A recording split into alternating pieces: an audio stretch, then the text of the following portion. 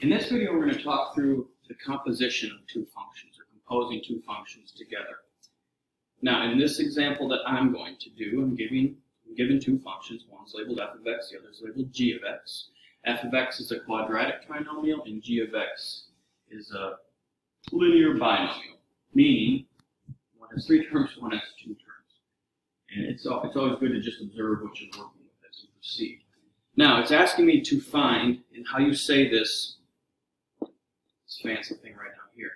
It's asking me to find g of f of x, meaning what would happen if you were to compose f of x within g of x? What would the new function be if you did that?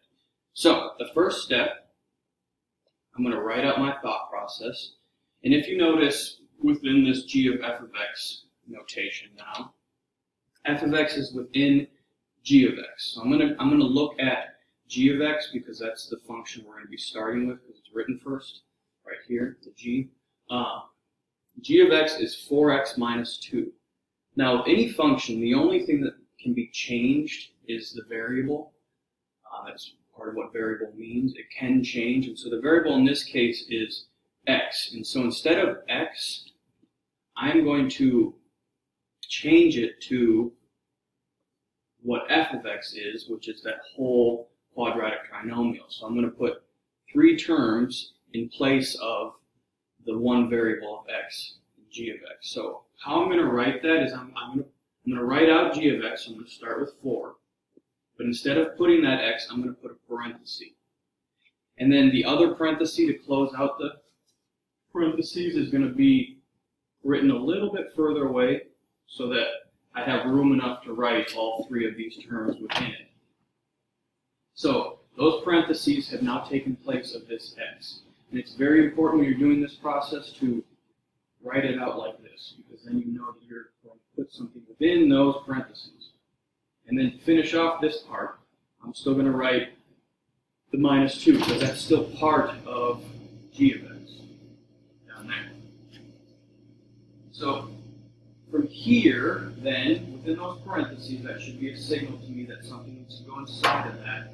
In this case, it's asking us to put f of x within g of x. So f of x is this entire function. So I'm going to write x squared plus 2x minus 4. And I'm done with step 1. I've successfully written out what it looks like to compose f of x within g of x. If you notice, what used to be x is now the function of f of x, which is x squared plus 2x minus 4. The second step, then, is to perform the necessary math. Go figure. In this case, we're going to use the distribution property first. That 4 is outside of the parentheses, and we're going to distribute it into all three of those terms. So I'm going to take 4, multiply with x squared. That becomes 4x squared. And then I'll move on to 4 multiplied with 2x, which becomes plus 8x. And then I'm going to take 4 and multiply with the negative 4, and that becomes negative 16.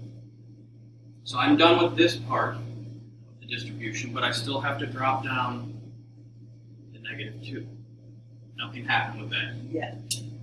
So at this point, we have 4 terms, and if I look at these 4 terms, I notice that 2 of them are alike with one another, and it's the 2 constants at the end, or just the 2 numbers.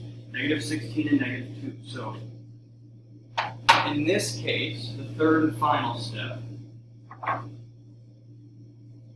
will be to combine those like terms